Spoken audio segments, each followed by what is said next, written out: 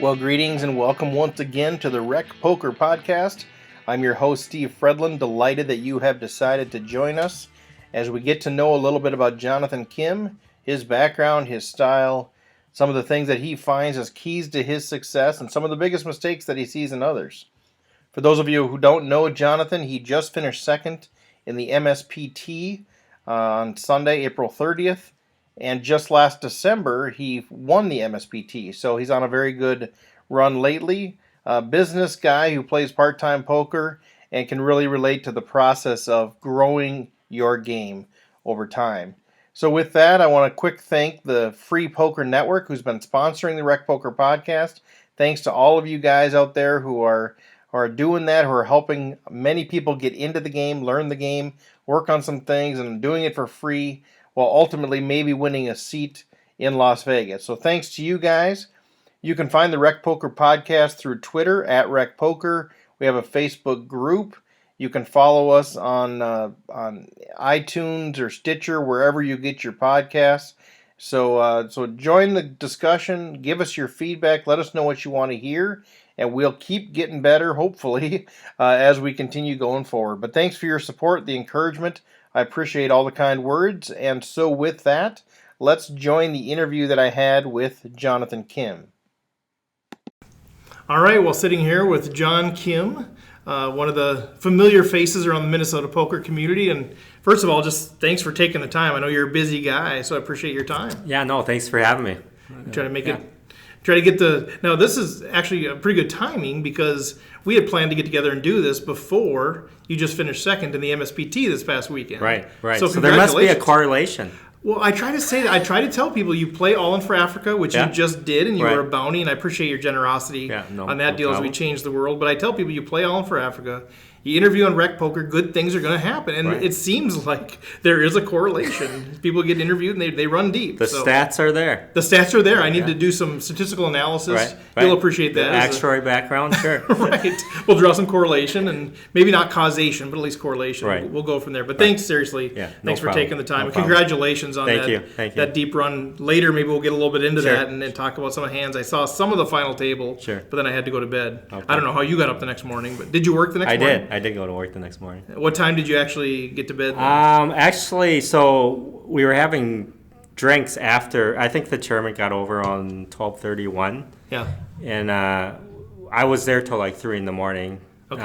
Having drinks with Brian Molesky and the whole crew. Chad, and I saw Vic in the picture. And Vic and Sam Da Silva. Okay. So fun. Yeah, I only got probably like 3 hours of sleep. Okay. It was worth it. Yeah. 60-some K? 66,000. Nice. Yeah. How is it that Vic ends up in all of the pictures? Is it just because he's such a great supporter and just a great guy? Yeah, he's a good friend of mine, and he might have a vested interest. Oh, okay. Free drinks. I'm sure that's what we're talking about, right? I'm sure that's what we're talking about. That's fantastic. But no, he's another one of the really good guys in poker. I just really enjoy. He owns my soul. He takes all my chips at the table. But good guy. Yeah. Well, maybe just by way of introduction for those of you who don't know you, and I don't know you very well at all either. A little bit your background. You know, is poker a full-time thing for you or a part-time thing? What do you do outside of poker, and how did you get into poker? And tell us a little bit about your story getting here, whatever you want to share. So I've probably been playing since like 2007-ish, maybe a year before then. So roughly about 10 years. I started playing online, so Ultimate Bet. Okay. For those of you remember that one. Playing just like, six-handed sit and goes, and then maybe just some smaller buy-in tournaments. So is that how you learned the game, or did you learn the game outside of that? No, that was part of it. And then, of course, there was a lot of home games going on, during the moneymaker days. So I played like weekly, $50, $100 tournaments with buddies. Okay. So that's kind of how I got into it. Okay. And so have you been playing more lately, less lately? Have you been building into this over the last 10 years? Or I would say for sure the higher buy-in amounts. I would say probably the last 3-4 years were steadily increasing to like the $1,100 buy-in. And is that because you have a bankroll that's growing, or just your confidence in the game is growing? I'd say both. Yeah. Combination of the two. And so do you travel? I know you play the MSPTs locally, at least that's where I've seen you generally. Do you actually travel with some of the tours and go to some of their other stops, or are you pretty local? No, I do.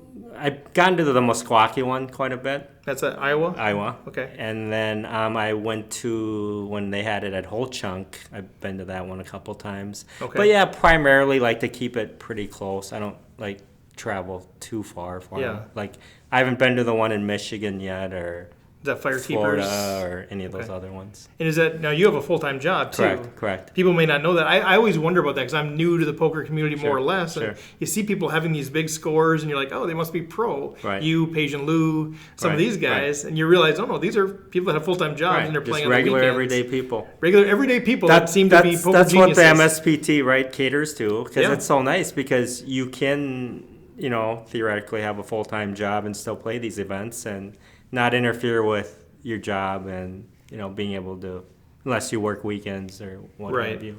So now, do you play any weekly tournaments at all, or is it mostly just main event stuff on weekends? No, I do. I probably try to play like once a week. Usually for sure the Saturday morning at Canterbury. It's the 180. Yeah. Yep. At 10:30 in the morning.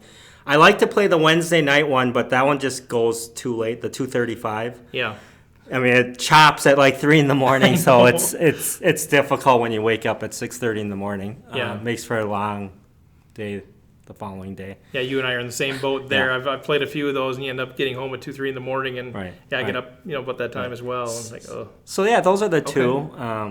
Once in a rare moon, I'll play maybe the 150 double stack at Running Aces. Okay. But proximity-wise, I play mostly at Canterbury just because I live closer to Canterbury, and it's triple the drive time to Running Aces. Right. It's got to be a pretty good value for you to drive there and play that. Exactly. Right? Exactly. Okay. And so you're playing once a week ish. You're playing right around there. Yeah. Either the $200 or the $1,100 buy-in. That's your range. Are you doing anything online at this point? No. Okay, just kind of let that go once. Yeah, I don't really have any interest in online. I enjoy the live aspect so much more, and just, it's so iffy, so to speak. I wouldn't want to keep too much funds in any account, because obviously just with feels like at any Black point Friday, in time, you just don't know. Yeah. Okay. So how did you what was the interest in poker? You said, some buddies were playing, and you're playing a little bit online, but something must have caught you. Were you a game player already? Was it the moneymaker thing? What caught your attention? I would say just, watching it on TV on ESPN, and then just kind of getting, interested by watching other players play. And then just the reason I like it too is the dynamics of the game. There's so many different personalities that play the game, and so many walks of life too, right? Yep. You have some billionaires playing next to you, and you might have someone that's close to being homeless. Yeah. And anywhere in between. So I really enjoy that aspect of it. Just different dynamics, and then also, I like to have fun at the table. It's a great, for me, it's kind of a stress reliever. Yeah. Where you just can kind of block out everything that's going on and just kind of play cards and have fun. Right. If you have a sort of job that I've had in the past, and maybe that what you have as well, the poker decisions, although stressful, are way less stressful than the daily decisions that you're making. So it's funny for some people to, when they hear you say, well, this is actually fun for me, even though you're making what could be stressful decisions. Because relative to the rest of life, it's actually pretty relaxing. Exactly. So do you do World Series of Poker at all? I do. So I've probably gone the last 5-6 years. Okay. And typically play couple 2-3 events per year. You go out for a week at a time? A week, yeah. Okay. Yep. So what do you got planned this, if you're willing to share? Sure. Actually, it's already booked. So this was booked prior to anything that happened this past Sunday. Which makes it easier. Right. But, going out June 9th through the 18th. The one I'm really interested in or excited about is the marathon event. We're going to be out there during the same time. Okay, great. Okay. We'll have to meet up for a drink. Yeah, I'd love that. Are you deciding if you're playing it or not? I'm definitely playing it. You are playing it? Yeah. Okay. So I think that tournament's so deep. It's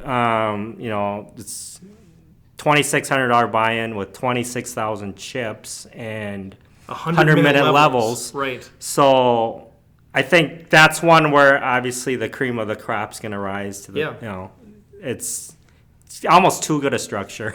Right. I'm thinking about maybe late registering for that event just because it's so long. Okay. But definitely want to have full energy and be focused Right. on that one. And then I'll just play some around that one if I get knocked out early. Right. There's obviously plenty of events. Millions of tournaments that are going on. Do you play cash at all? I do. Okay, so if you get knocked out, would you play cash, or would you probably try to find another tournament? Probably a mixture of both, depending on what's out there and what time I get knocked out. Okay. And relative to what's playing for a tournament. Right. And so I was looking a little bit at your Hendon mob, which people have different opinions on that, but some pretty good stuff out there for you. Yeah. For a guy who just plays once a week or whatever, all-time money $218,000. Your best $108,000, which is interesting to me because that was just this past fall. December. Or past winter. December. Yeah. So you won an MSPT at Canterbury, right? Right. And now here you are. This is the next time it was at Canterbury. Right. Second place. Yes. So I was trying to go back to back. Yeah, we're pretty disappointed in you. Yeah, I know. That was where you let us all down. Well, but seriously now, obviously there's a variance plays a part of this, but that's pretty exciting to go back to back first, second. It is. No. Take $170K out of the excited, MSPT prize very pool. excited about the result. Okay, and then I see your all-time money rank in Minnesota is 107. Anyway, great stats out there for you. I did see a lot of the Canterbury $180, all the wins out there. So not everything, but pretty good numbers for a guy who plays just once in a while. So do you feel like your game is continually getting better? Do you feel like you've peaked? What? I would say it's continually getting better. There was a stretch where I just ran super bad for 2.5 years. Yeah. I mean, literally. And it was... I'd get it in with kings against queens, and queen would come. Just everything that poker players go through, where you expect the inevitable and it happens. Yeah. So and that's the game, right? And it's so good for people to hear this. We've had several people talk about that. I'm a statistics guy, so I can understand variance, and I can understand distributions, and I can understand if it's 10% of the people paid, you're going to go through 15, 20 tournaments without cashing or more. Right. But I think for a lot of people, that's really hard for them to accept. Yeah. And so, for you, if it's 2.5 years of just feeling like you're in this drought, how did you emotionally handle that? Did you kind of go to the logical side and just say, well, this is going to happen? Right. Or did you quit playing for a while? Well, how did you handle that? I have a good support group. I mean, I've met a lot of great friends through poker. Yeah, for sure. So that's been really great. But more just, I was told you can't be results oriented. And, like you say, that's pretty much what you have to stick with and just kind of play your game and, hopefully it turns around because it's...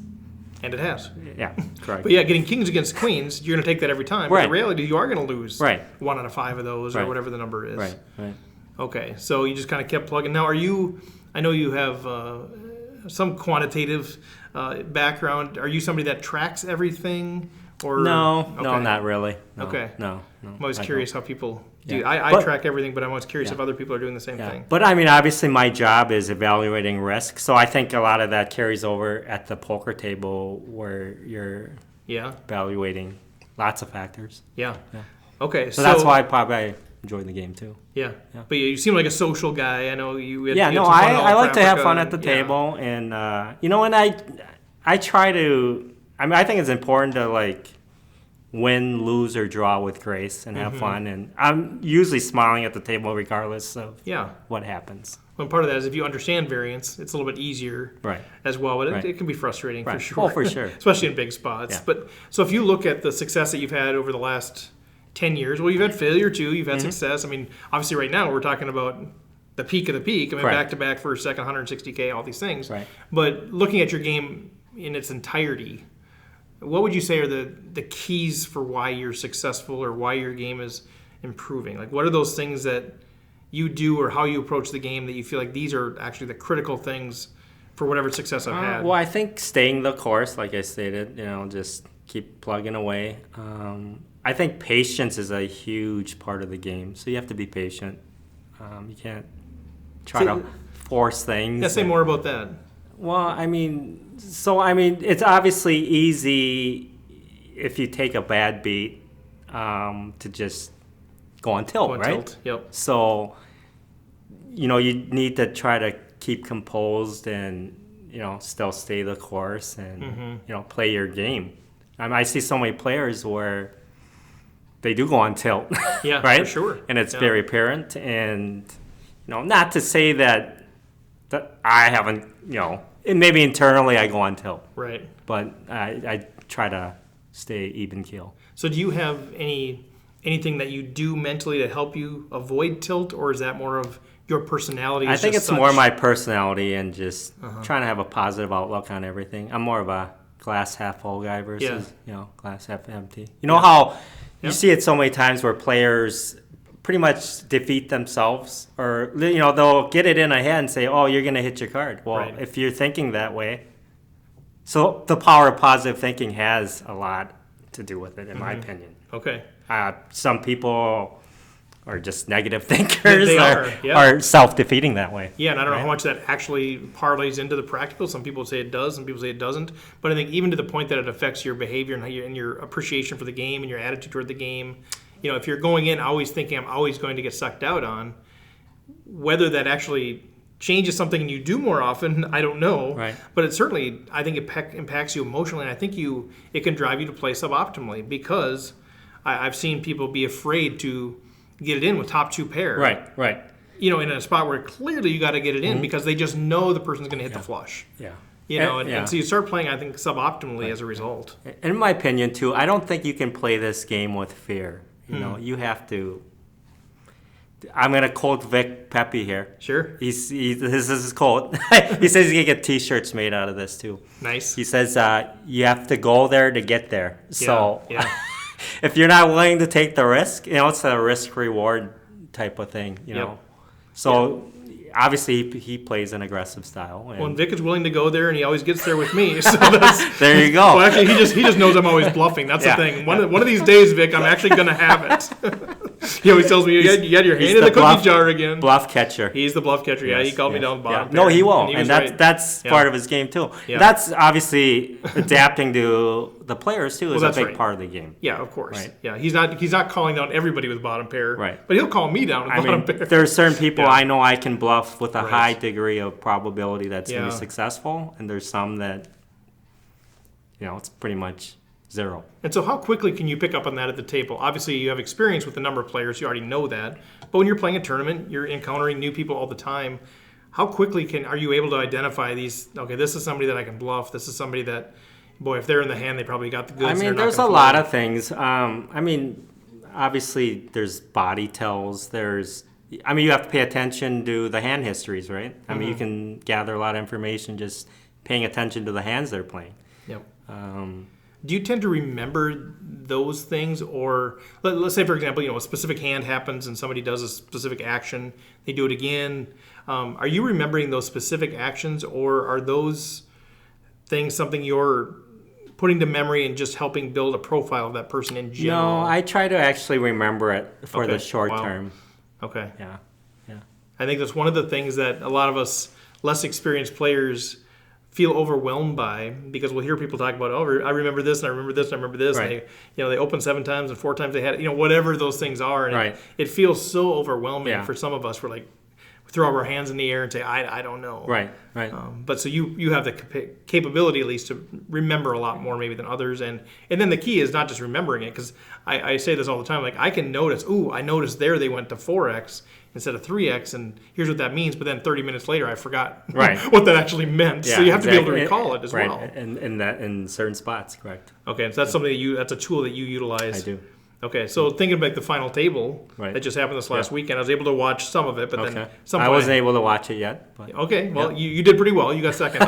Spoiler alert. Okay. I was able to watch it a little bit, and I saw you got rivered at one point. Right. I think you had sevens against ace queen. Yeah, and a queen on the river, and watching you handle that, you were smiling, you were laughing the whole time, and obviously it's not fun. Right. But I saw your attitude seemed to continue the same way. Right. Again, is that something that you've trained yourself to do, or that's just you just see poker as I can't take it as seriously, or right? I think a combination of both of those, and you can't change the outcome, right?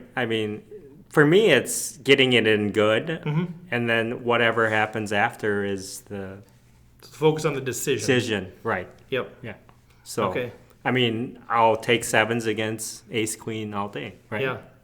Well, you'll be interesting to see what your thoughts are as you watch it and see some of the other players' actions. There's a couple players that I thought were doing some really interesting things, some tight folds. I think you'll be interested to see some of that. And then piggybacking on that is, there was a lot of spots there where I felt I was ahead, but I didn't want to coin flip against the opponents for my tournament, on the line there. So say more about that. What went into that? Was it ICM considerations in terms of the payout structure, or you felt like you had an edge that you could outplay them if you didn't you don't need to take flips? Yeah, exactly. I would say, the chip values and then, being able to maybe outplay them in the long run. Yeah. And then just getting it in better spots where I feel I'm more of a favorite. So you had enough chips where you could say, I can wait for a better spot. Right. So, there was a hand against Loki. I felt I was pretty good with the jack. I believe I had top pair. Okay. But there was a combo draw out there. Yeah. With a straight and a flush draw. I think he opened bet, I 3x, and then he went all in. And that's a prime example of, I know I'm ahead, but statistically speaking, he might. He's got a lot of equity there. Right. One draw or the other, or maybe both. Right. And and then if he gets there, then I'm out. So.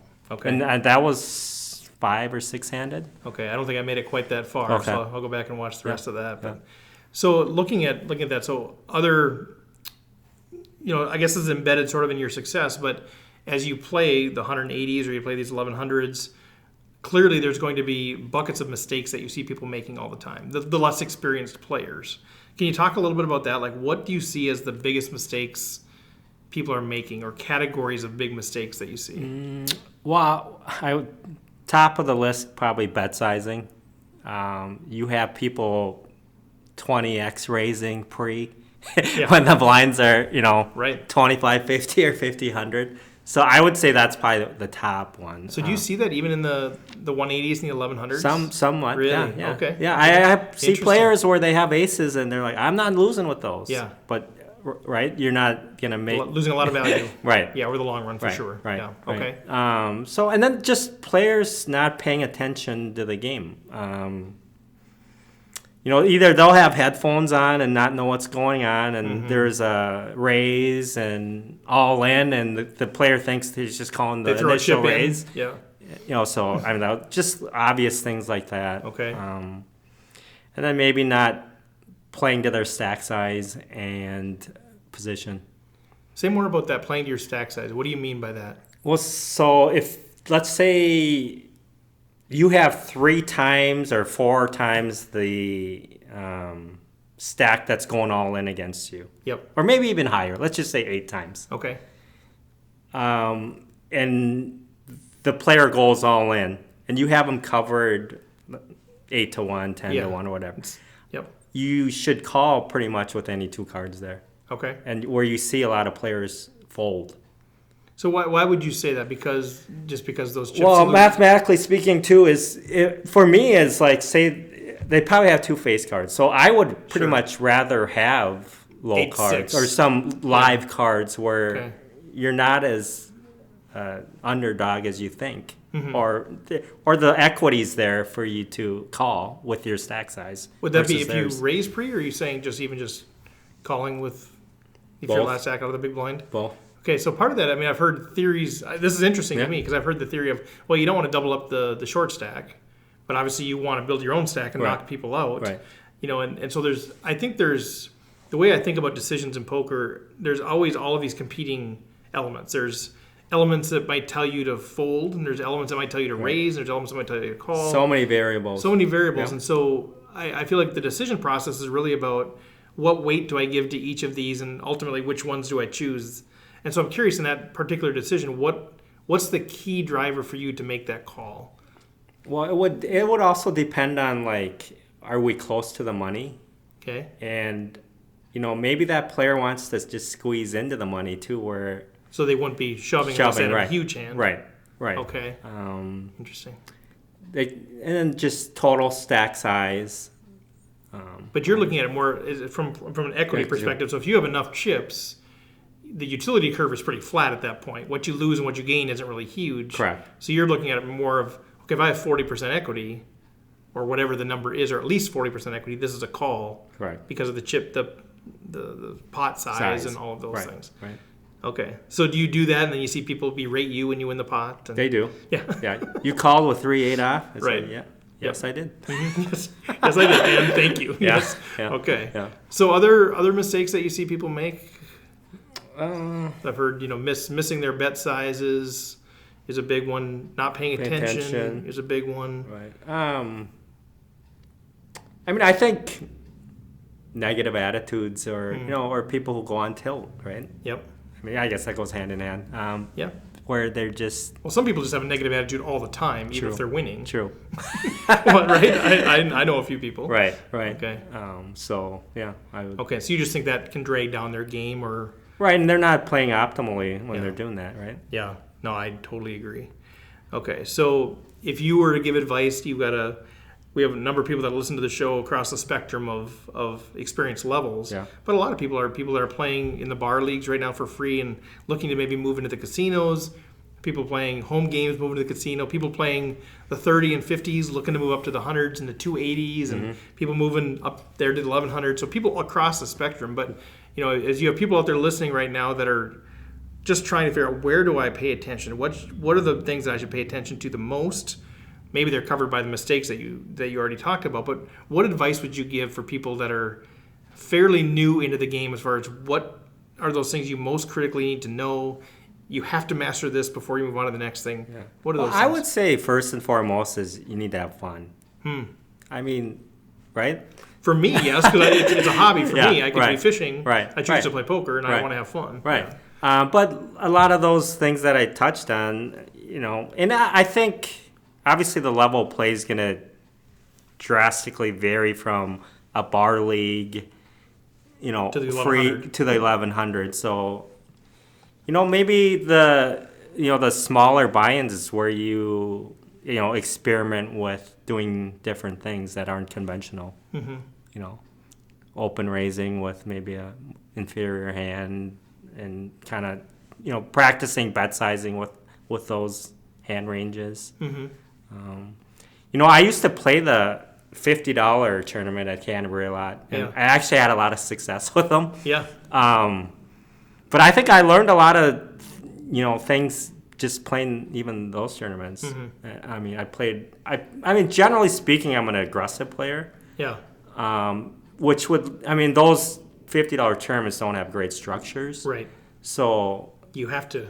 Right. Move. So, and then you have a lot of players playing those that are playing ultra tight, and that's not conducive to that structure of a tournament where they're not adjusting their game. Right. Yeah, you got to go there to get there. Yes. Yes, Vic. That's awesome. Okay, so I think because you still see those same mistakes, people not really paying attention. Their opening range is the same under the gun as it is on the button. Right. So you see some of those things at the lower buy-in tournaments. I think that's something for people to really try to pay attention to as well. So I'm going to give you a vague scenario. This is intentionally vague. Okay. Normally, when you break down a hand, you've got all of the information and you're kind of analyzing it. Right. But the reason I do this is to find out from your perspective what pieces of information are missing that you absolutely need to know, are the most critical for you to make this decision. So it's intentionally vague. So here's the situation. So you are on the button. Under the gun raises. The cutoff. I'm not going to tell you that. Oh, this is the intentional vagueness. Oh, okay. This is why we don't need to write anything down. Okay, So no, it's super vague. Like that might be one of your questions. But so under the gun raises, the cutoff calls, and you have ace jack. That's all I'm going to give you intentionally. Okay. Like what is missing that you absolutely have to know to make a decision on what to do there? Okay. Well, obviously, what are the blinds? What's the open raise? What's the stack size of the two that are doing the raising? Those are most important. And then where are you at in the tournament with how many entries and how many are left? What has been their style play? Have they been opening light? Are they just total nits where they played, so let's say the open raiser has played one hand in the last hour. Right. I'm going to give him a little bit more credit than someone, obviously, who's open raising pretty much anywhere and often. And how do you think about, when you say give me more credit, is that basically just narrowing his range? Do you think, is your framework of thinking about a hand, do you think about it in terms of their range? Or do you just generally think they're tighter, so I should be tighter? No, their range. Yeah. Their range and their how they're playing. Okay. Right. So you mentioned stack size. Everybody talks about stack size. So I always want to dig into that. So what does that matter? I mean, if they have 60 and you have 20, or they have 20 and you have 60, why does that matter in your decision? Well, it matters because what's your risk, right? You want to know, and what your value you're getting, and pot sizing. I'm notorious for always asking for chip counts when people go all in, because I want to know exactly what my risk is relative to where the blinds are and how many chips I have versus how many they have and what's already in the pot. Mm-hmm. So you have to factor all that in. Okay, so if they have you covered, more risk, obviously. Right. You have them covered, it's less risk. Is that generally how you think about the stack size? In the simplest form, yes. Okay, does their stack size somehow change like what you'd range them on? If they're raising with 20 big blinds versus raising with 60, does that change how you might range them, or not really? It's more about your risk perspective. Yes. Okay. Yes. Yeah, I'm trying to learn the game. And I'm trying to soak all the information. And that brings up another topic. Is I think you need to pay attention at all times on stack sizes. That's a mistake that players don't. I mean, how many times do you see a player calls an all in? They're like, "Oh, I didn't think you had that much." Well, right. That is crucial, right? Before you make that decision. So, are you paying attention to that all the time and having a general idea in your head of like how many big blinds people have, or just who's big and who's little? Generally, just rough estimates on what the stack sizes are. Okay. First thing I do when I get moved to a table is I scan the whole table and kind of get a mental, count of what everyone's got. And is that for just so you have the knowledge in general, or is there something there about you move there and you go, okay, in general, I might want to avoid that person, avoid the short stack, avoid the big stacks, and attack the middle, or is Not it just necessarily? Is it just general just awareness? General information, awareness. Okay, because I'm always interested about this because obviously I know stack size has an impact, but as I've been doing these interviews, it's always coming up, and I think for myself and some of the other less experienced players, there's something more there about stack size that we're not quite getting. Right. And so these conversations are helpful, I think, for those of us who are trying to improve in our game. And I think a big thing of what we're trying to do with the Rec Poker podcast is to grow the game and to give people more confidence. And so these ideas of stack size, I think, is something that's gelling with me. And maybe all the listeners are going, "Hey, you idiot, you still don't get it." But for me, it's helpful to hear because people have little different nuanced ideas on how they think about stack size. And one of the things then for me, as you talk about that, is I feel often like I'm on information overload. As I'm trying to learn the game and trying to be involved in the game, stay engaged in the game, I feel like I'm at the table, or I move to a new table, like you said, and I'm like, okay, now I need to know they have 18 big blinds, they have 24, they have 46, they have 13, they have 97, they have 48, they have 36, and somehow I'm supposed to know that, and I can't even really remember how many I have without recounting every hand, and so I think there's some people I think have the mental capability or capacity to do all of that. Right. I think for those of us that are struggling, like, okay, I can't remember how many chips I have, it's hard to keep track of all of those things. Do you feel like you're able to keep that? Is that just a general, you've got that capacity? Yeah, I just have a knack for retaining information and kind of holding it. So what would you say for people that can't? Like, let's say I can't remember all that stuff. Should I, and I know you can't relate to this because you have the capability, but should people be just generally aware of who are the big stacks and small stacks? Or should they just wait till they're in a hand and say, okay, who's left after me, and then pay attention to that? I would say, breaking it down, maybe just wait till the hand is going on and then just taking your time and assessing it. If it's three-handed, obviously you just have to worry about those other two. Yeah. And I think the big things are at least paying attention. Who's likely to shove on you? Right. Are you willing to actually, what's your plan there? That's something that's come up before is how do you approach having a plan in a hand? I know that's one thing that keeps coming up, is that one thing recreational players don't do very well is have a plan. Mm-hmm. So when you enter a pot, whether it's you're flatting a raise or you're 3-betting, are you thinking all the way through, or at least I try to think a couple steps ahead. So I think poker in a lot of ways is like chess, right? You're trying to, stay ahead of it and then kind of predicting what may happen based on the information you've seen. And how so I'm doing bet bet sizing possibly according to that. So when you 3-bet, do you already generally have an idea of, I'm going to 3-bet fold or 3-bet call based on what other action happens with the different people that are left to act? Exactly. So you're not surprised when they shove, you can just fold? Fold, right. Because you've already decided you're going to fold. Whereas I think a lot of us agonize over that because we know that's, we know it's possible, but when we 3-bet and somebody shoves, it shocks us. Right. Okay. And so you're able to say, well, I've already thought this through generally. Generally speaking, yes. That sort of thing. Until somebody shoves 4-bets with 120 big blinds and you're like, what's going on here? Right.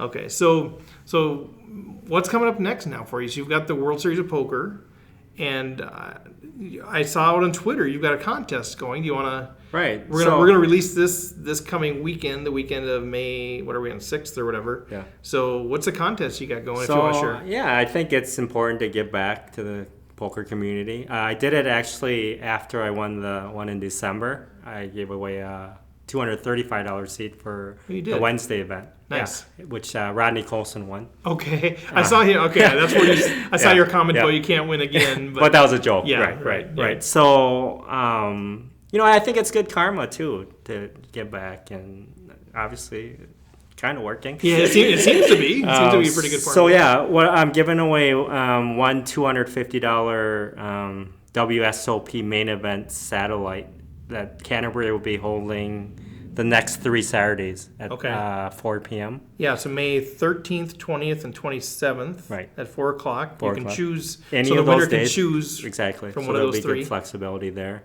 And good value. They're guaranteeing one main event seat regardless of how many entries they get, which obviously they're going to meet their goal. Yeah. But for every additional 52 entries, another seat gets added. Okay. These seats are fully actually they just give you lammers, so you don't necessarily even need to play if you don't have any intention of playing the main event, you can sell it cash or use it in tournaments. Right. Okay, very nice. So when are you doing the draw? Is it a drawing? I'm going to do the drawing next Friday, the 12th. The first event will be the 13th. Okay. So how do people enter this drawing? Oh, so my Twitter handle is Jonathan JONATHAN K and then Kim KIM. Yep.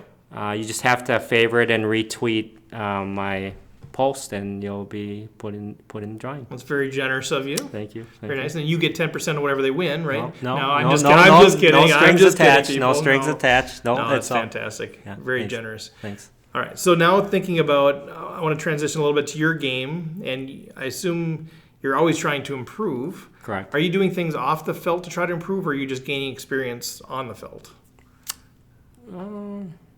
You're busy. I know you're busy. Yeah, that's a good question. Besides being interviewed for, I mean, I find for myself is I need to be, have full energy, relaxed, and right frame of mind to play the game too. Mm-hmm. So, I mean, if there's stress going on in my life or other things I'm preoccupied with, generally I don't play the game. That's good discipline. Right. So, and I think a lot of players don't practice that. Mm-hmm. So I think, you need to eat a healthy diet, exercise, have your mindset 100%. Mm-hmm. So I try doing that. And outside of that, no, not really. Because you're not listening to podcasts, you're not reading books, you're not and crunching numbers. I've never read a poker book. Yeah. Honestly. Yeah. So I just play. So are you, obviously some positive variance, but you don't have this kind of result with positive variance. You've got some skill clearly, clearly on what's going on here. So, you're disciplined and those things, but are you, you're very logical. I mean, what is that key? I'm trying to. We've already talked about this question, but I'm trying to dig in there. Like, what is it in you that makes you a good player? Is it just because you're disciplined and logical, and you can look at the right EV decision in all cases, and you can think ahead of what that might be, or what's going on there? we all want this. We all want to go first and second in the MSPT. Right. Do you think it's just a gift, just the way you're wired? No, it's. I mean, I think I've earned a lot of respect at the FEL too. Sure. So I mean, I can use that to my advantage at times. So I mean, each situation is gonna be different, but like for instance, at the final table, I believe I opened with Ace Jack, Ace Queen, 3-bet, and then I went all in. He's got most of his stack in there, where that should be an auto call, right? Right. But he folded. And he tanked for a long time. So I don't know, like right away at the table before the term started, they're like, oh, past MSPT champ. And, they're tacking me up. You bet. It's a great story. They said they're going back to back. So I don't know if that had something to do with it. And he's like, well, he's obviously. He wouldn't do this with anyone else. Right. So there's an example. Okay. And, just so you think using that. Potentially there's some additional fold equity from being a known player. Correct. People want to avoid the pots with you. I mean, I suppose it works sometimes the opposite way where people want to take you out, but that's probably earlier in the tournament. Correct. Okay. Yeah. Interesting. So were you a game player before you got into poker? Have you always applied your logic in terms of whether it's chess or other strategic logic types games? No, not really. Does Monopoly count? Sure, yeah. Because that's super high skill there. You'd have to introduce some new rules. Battleship. Yeah, right, exactly. Not Risk? You're not a Risk player? I played a little Risk. All right. Yeah. How about competitiveness? Do you consider yourself a highly competitive person? On a scale 1 to 10, probably like maybe a 7. Okay. Yeah. So do you? For me, it's more about having fun. Yeah. Yeah, it's interesting. I'm trying to reconcile all that. Obviously you've got some natural ability there too, but often you hear about people that are successful because they have just out of sheer will, or it's just sheer, learning and applying, or it's just they're just ultra competitive, or they've got a history of playing all of these different logic games. For you, what I like about it is just you're a guy that's a business guy out there playing poker, having fun, getting to know people. Clearly, you're a very bright guy, and you can apply those things. But I love the story of that, right? Because it doesn't feel like you have to be a pro and spend hundreds of hours preparing. You can just go out there, have fun, and and be disciplined. Yeah. It brings up another point when you say how do players improve. Is there's so many players out there that don't adjust their game. They play the same style of play, and to improve your game, you have to change your game, right? Yeah. Maybe you're just way too tight. Okay, you only play aces or kings. Right. So you have to widen that range and be willing to take the risk reward. There's a lot of players that complain, "Oh, I never have chips." Well. Right, because the only time you play a hand, everybody folds because they know you have aces or kings. So I think for those early, the more beginning player levels, it is learning to adjust your game and also recognizing what needs to be maybe tweaked in your game. Yeah, right. So do you have other players that you have like a smaller community with that you talk about hands quite a bit, or? Yeah, I do. Yeah. Okay. Yeah. Cool. I mean, that seems like that's a common thread as well. So after tournaments or whatever, you'll break down hands with them. And, right. Okay. It's a good support group too. For sure. Yeah. All been there. Yeah. So as you think back on the last MSPT, there's different stages of the tournament. Can you give us a high level overview of, I guess, your chip stack and how it went, or how you were maybe adjusting your play from early on to middle stages to end of day 1, day 2? Can you give us a framework of how that tournament played out for you? Was it one of those tournaments where, geez, it was just kind of pretty easy, No, it wasn't easy. Okay, because sometimes you have those tournaments where it just feels like the deck hit me in the head, or I was never really at risk, and sometimes you've got to grind and make decisions. What was it like for you? Yeah, I mean, I think these big tournaments, it always comes down to a couple hands for big pots, and that's where you can kind of propel yourself. So a big hand just this past weekend was, I had kings, Babe Gorman had queens. I open raised, he went all in. Obviously I call, but I flopped 2 kings. So he was drawn dead, right? Right. So it's spots like that where, let's just say he hits the queen, right. and I don't hit any kings, right. And I'm pretty much out of the tournament. So it's those kinds of spots where you have to hold and go your way to propel you. So did you have a big stack at any point in time, or were you always kind of chasing? So actually I got down to like 27,000 chips early in day 2. In day 2? Yeah, and the blinds were 5,000. No, blinds were 1,500, 3,000. Okay. So 9 bigs. Yeah, not many bigs, and I just kind of had to grind to get back to an average. I remember seeing an occasional tweet that would say "boom," boom, and so 700K, 900K. Right. So obviously I steadily was increasing. Did you have to put yourself at risk quite a bit there, or were you able to steal enough? Early on, I did, but actually when it came down to like 3 tables, no, I wasn't really at risk. I wasn't really going all in either. Mm-hmm. I think you talked about your kings holding up against queens. Obviously, flopping quads helps. They say there's always a sweat. Not so much there. Yeah. But I think one of the things people lose track of is they think about variance in poker as always the river suckouts. But variance has so many different forms. Your kings have to hold against queens, but even just having somebody have queens when you have kings. Right. And how often do you raise with... It's about timing, correct? Yeah, I mean, you raise with kings and everybody folds. You're not getting max value, right? Right. And so I think that's where, luck plays so many different parts of this game. Right.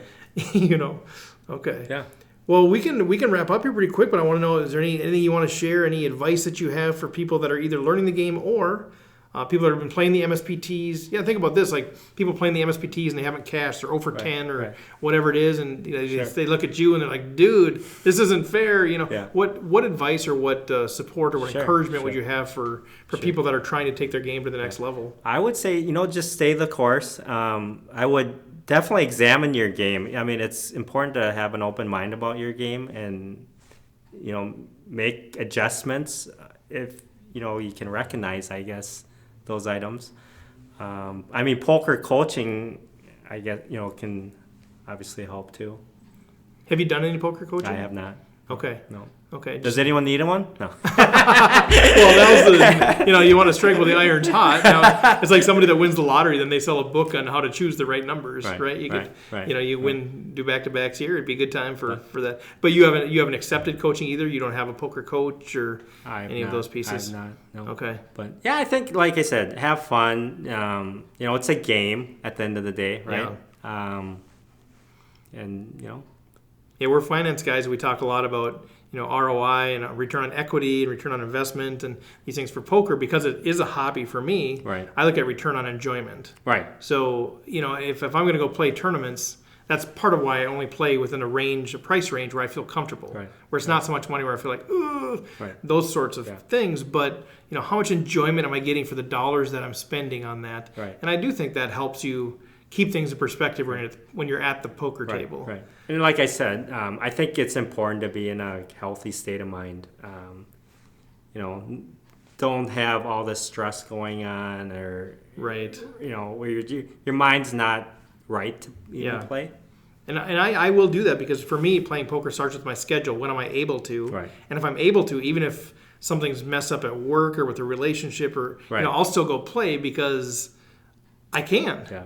And I know my results are far worse than because I'm thinking about these other things or the stress of the job or whatever that might be. Well, I just want to say as we wrap up, I want to thank you for who you are at the tables, representing the poker community.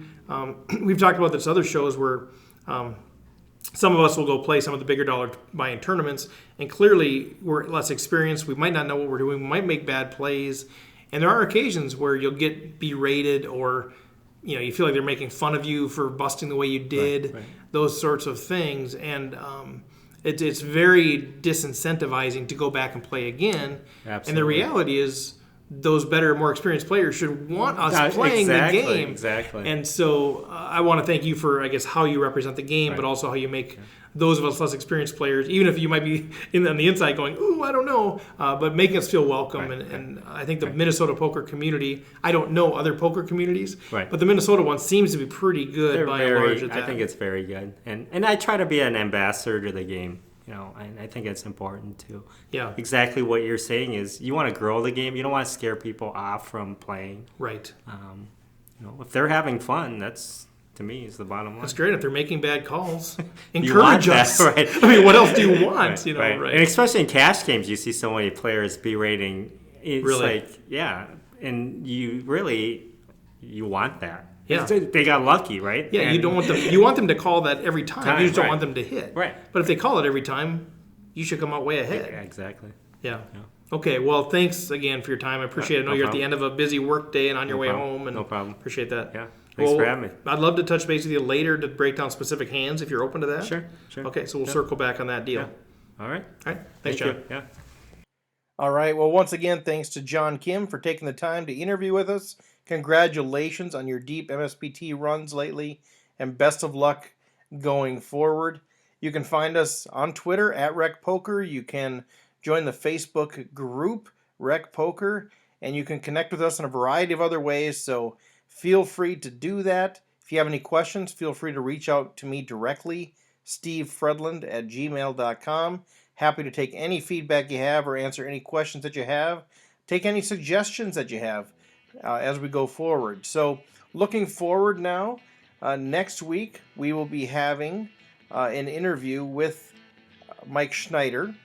And then going forward from there, I'm not sure the order, but we definitely have a lot of great interviews lined up, including Hunter Sitchy and others, as we look forward to the summer in Las Vegas for many of you guys out there. So with that, thanks again to the Free Poker Network.